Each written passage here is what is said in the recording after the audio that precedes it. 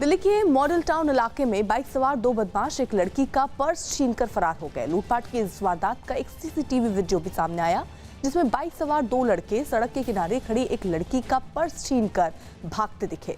इससे पहले लड़की दो गाड़ियों के बीच खड़ी होकर अपने घर वालों को आवाज लगाती नजर आई। तभी तक मोटरसाइकिल पर सवार दो बदमाश वहां पहुंचे और लड़की के हाथ से पर्स छीनने लगे। छीना झपटी के दौरान लड़की सड़क पर ही गिर पड़ी, जबकि मोटरसाइकिल सवार दोनों बदमाश पर्स समेत वहां से फरार हो गए।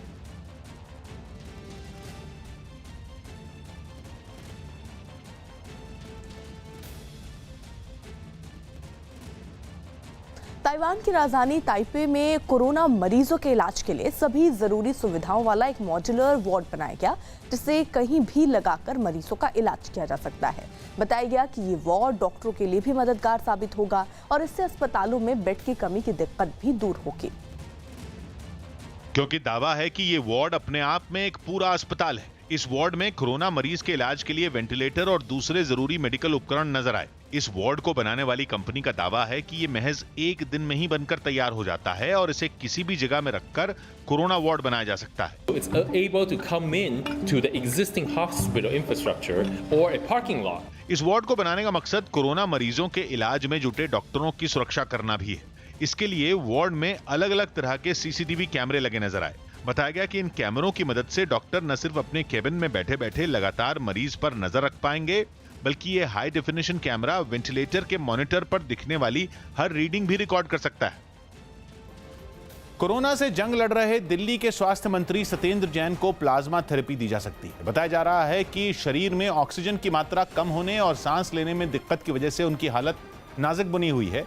इसे देखते हुए उन्हें दिल्ली के राजीव गांधी सुपर स्पेशलिटी अस्पताल से साकेत के मैक्स अस्पताल में भर्ती कराया गया।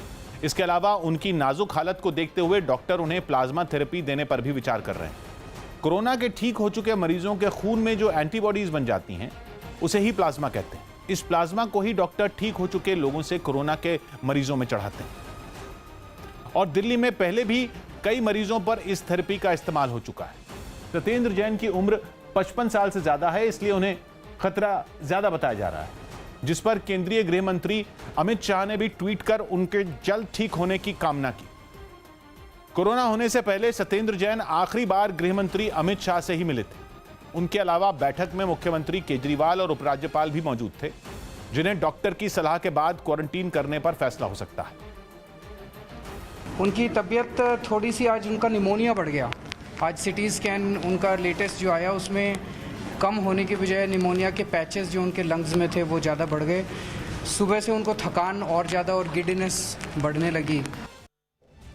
यूपी के मेरठ में कंटेनमेंट बोर्ड ने अपने दफ्तर की फाइलों को सैनिटाइज करने के लिए एक रोबोट बनाया और इस दफ्तर में भी लॉकडाउन से पहले कई फाइलें एक मेज से दूसरी मेज पर कर्मचारियों के जरिए पहुंचाई जाती थी।